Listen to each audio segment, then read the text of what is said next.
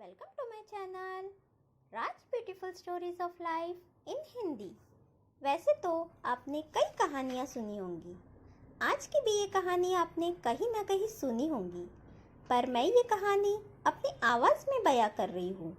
दोस्तों, आपको ये कहानी पसंद आए तो प्लीज़ इसे लाइक कीजिएगा, सब्सक्राइब कीजिएगा और बेल आइकन दबाना ना भूलिएगा। Thank you. चलिए शुरू करते हैं आज की कहानी। आज की कहानी है खुशी की तलाश। कभी बहुत पैसा, चैन की सब चीजें होने के बावजूद कुछ लोग दुखी ही रहते हैं। किसी को पैसे चोरी होने का डर या किसी को और कुछ। इसी बीच लोग अपनी जिंदगी जीना भूल जाते हैं और करते रहते हैं खुशी की तलाश।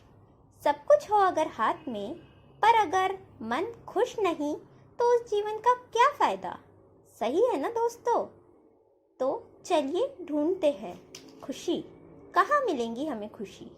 इस कहानी के माध्यम से हम खुशी ढूंढने की कोशिश करते हैं। चलिए शुरू करते हैं कहानी। दुर्गापुर नाम का एक बड़ा सा शहर था। इस शहर में सीताराम नाम का बहुत धनी व्यापारी रहता था। बहुत पैसा और सुख होने के बावजूद भी वो खुद को कभी खुश नहीं समझता था। वो अपनी खुशी को तलाशता रहता। लोग उसको कई सुझाव देते, पर उसको एक न भाता। उसने अपने शहर में एक फरमान जारी किया, जो भी मुझे खुश कर पाएगा उसे बहुत से पैसे और जमीन इनाम में दी जाएंगी। लोग ये सुन के दूर दूर से शहर में आने लगे। लोग आने से वहाँ का व्यापार भी खूब तेज हुआ। कोई उसको नाच के, गा के या कोई चुटकुले सुना के खुशी दिलाने की प्रयास करता था, लेकिन बात नहीं बनी। सीताराम दुखी ही दुखी रहा। एक दिन वो अपने कमरे में सोने की कोशिश कर रहा था। उसको नींद नहीं आ रही थी। उसने सोचा कि जरा नीचे बगीचे में थोड़ा घूम के आता हूँ। नीचे पहुंचते ही चौकीदार मिला। मालिक, इतनी रात को कहीं जा रहे हो क्या? सीताराम बोला, नहीं, थोड़ा घूमने निकला हूँ, नींद नहीं आ रही थी। सीताराम घूमते हुए अपने बगीचे से बाहर देखता है। रास्ता पूरा सुनसान दिखता है। छोटे कुत्ते के बच्चे खेलते हुए दिखते हैं। उनको देखने वो घर से बाहर आता है और थोड़ी दूर चलने के बाद कहीं से रोने की आवाज़ आती है। वो उस आवाज़ की तरफ चलता है। एक झोपड़ी में से ये आवाज़ आती रहती है। जरा पास जाके आवाज़ लगाता है, कोई है? क्या बात है? क्यों रो रहे हो? एक औरत बाहर आती है। कहती है, मेरी बच्ची 3 दिन से बीमार है। घर में ना तो दवाई है, ना ही दवाई के लिए पैसे है और ना ही खाने के लिए। उसको ऐसे मरता नहीं देख सकती, इसलिए रो रही हूँ साहब।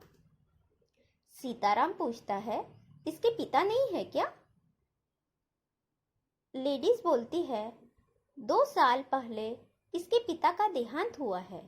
मैं घरों में साफ सफाई का काम कर घर चलाती थी, पर इसकी बीमारी के चलते काम पे जाना भी बंद हो गया। ये सब सुन सीताराम की आंखों में एकदम से चिंता आ गई। वो झट से अपने घर की तरफ मुड़ा। घर पहुंचते ही अपने नौकर को लेके अपने गाड़ी में झोपड़ी की जगह पहुंचा। लड़की को उसकी माँ की मदद से गाड़ी में बिठा के शहर के आसपास लेके गया। उसका अच्छा इलाज कराया और उसकी माँ को अपने घर में काम भी दिलाया। साथ में उस लड़की की आगे की पढ़ाई और उसकी शादी तक की सारी जिम्मेदारी खुद लेता हूँ, ऐसे उसकी माँ को वचन भी दिया। सीताराम जैसे ही अस्पताल से बाहर निकला और अपनी गाड़ी की तरफ बढ़ रहा था, उसको बहुत अच्छा लगा। दिमाग का बोझ कम हुआ, ऐसे लग रहा था।